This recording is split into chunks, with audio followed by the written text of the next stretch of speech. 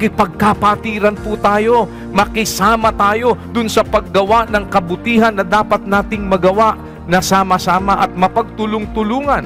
Hindi tayo pababayaan ng Diyos magkulang ng mabubuting gawa na lalakaran natin.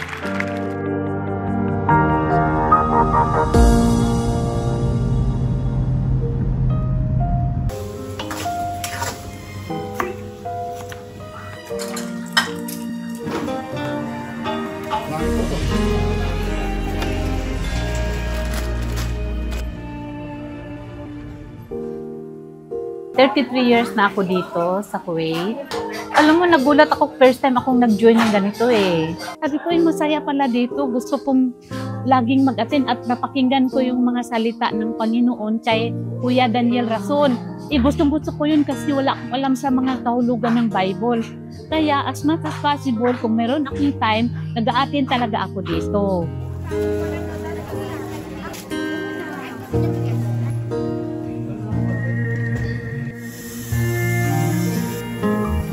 Talagang ang tumatak po talaga sa akin yung pag-iibigan ng magkakapatid. Hindi ko maipaliwanag pero napakabuti, napakabait na mga kapatid na nag-assist sa akin, na tinutulungan nila ako para ma-overcome ko yung fear ko. Ako'y talagang duwag na duwag ako diyan. Takot na takot ako. Inaano nila ako, inaalalayan nila ako. Super po, napakabuti po. Yung parang ang sarap sa pakiramdam na may mga kapatid na nagmamahal sa'yo. The best talaga ang MCGI sa pag-iibigan. Totoo sa puso, hindi yung pakumwari po, hindi.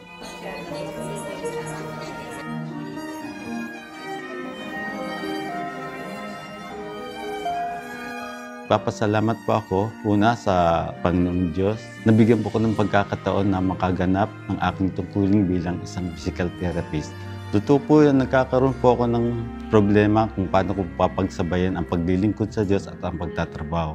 Pero nangingibabaw po sa akin ang pagkatakot sa Diyos, ang pagsunod sa Kanyang mga kautusan. Kaya sa kaya ng aking maabot, gumagawa po ako ng paraan at sa awat tulong niya, nabibigyan niya po ako ng lakas upang maganap ko ang Kanyang kalooban.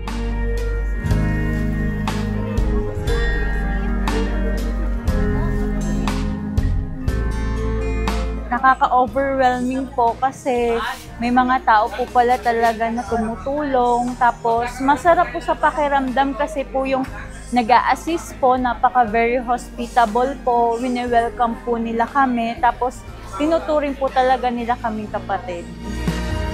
Pagdadasal ko at ipapaabot po sa management ng MCGI na malaking tulong ang nagawa nila sa mga kapwa natin OFW. Sana tuloy-tuloy ang kanilang pag-success sa kanilang organization kasi ayun ay nakakatulong sa ating spiritual, mental, and physical ang mga turo nila tungkol sa Diyos.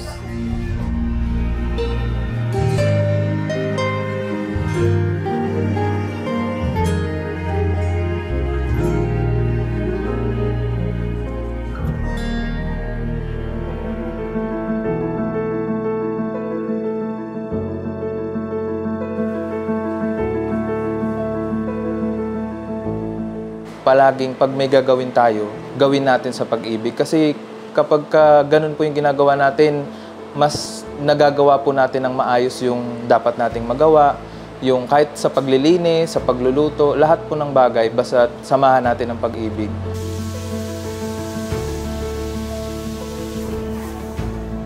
Unang-una po, syempre ang preparasyon po na ginagawa natin bilang magkakapatid, nananalangin po tayo, nagtatalaga po tayo bago dumating yung kung ano man pong pagkakati po na gagawin.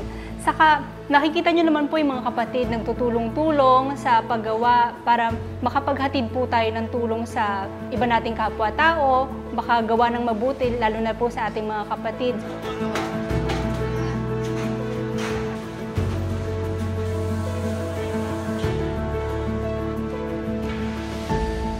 Yung mga kapatid po namin, kasama po namin sila ngayon, hindi po kami nakakaramdam ng pagod kasi hinihintay po namin itong okasyon na to, nagpiprepara po kami para po bukas. Meron po silang mga kanya-kanyang ginagampanan, iba po nag-a-arrange ng booth, nag-a-arrange sila ng mga pagkain, mga free store.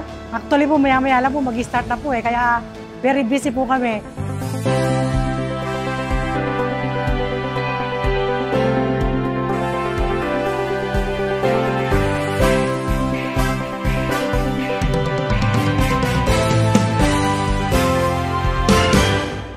Ito isang magandang relihiyon ng MCGI na nagbibigay ng tuwa at kagalakan sa mga tao, lalo na sa mga bisita, lalo na sa mga first time na kagaya ko.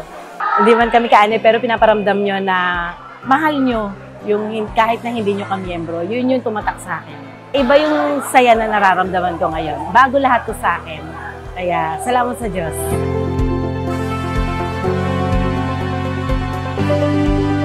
Ang experience ko na ito ay isang kagalak-galak dahil bihira lang po na maimbitahan sa ganitong okasyon at ito po ay isang karangalan po para sa akin bilang isang OFW. Ginamit po ng Panginoon ang MCGI upang makatulong at maging inspirasyon, maging mabuting ehemplo para po sa ating lahat.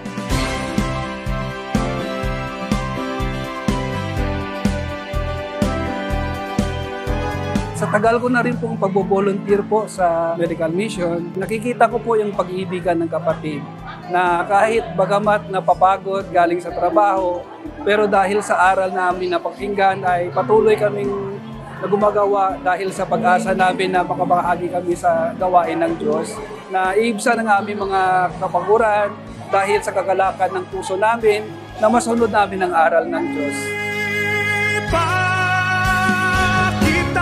Sa ganito, lingkod tayo ng Kristiyano, pag-ibig na itinuro, siyang dapat isa puso.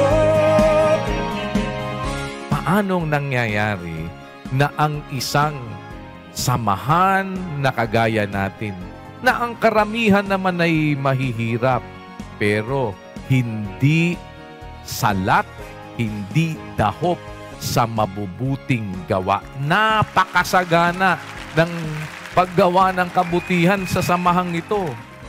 Kahit ano pa sabihin ng kahit na kasino, mga kapatid, ipakita natin sa tulong ng Diyos na sa harap ng Diyos, ang ibig natin makalakad tayong sama-sama at tulong-tulong sa liwanag. At habang nagsisikap tayong makalakad sa mabubuting gawa na inihanda ng Diyos, buhat pa ng una para natin lakaran, magagawa ng Diyos na ang lahat ng biyaya magsisagana sa inyo para lagi kayong may buong kaya. Mabubuhay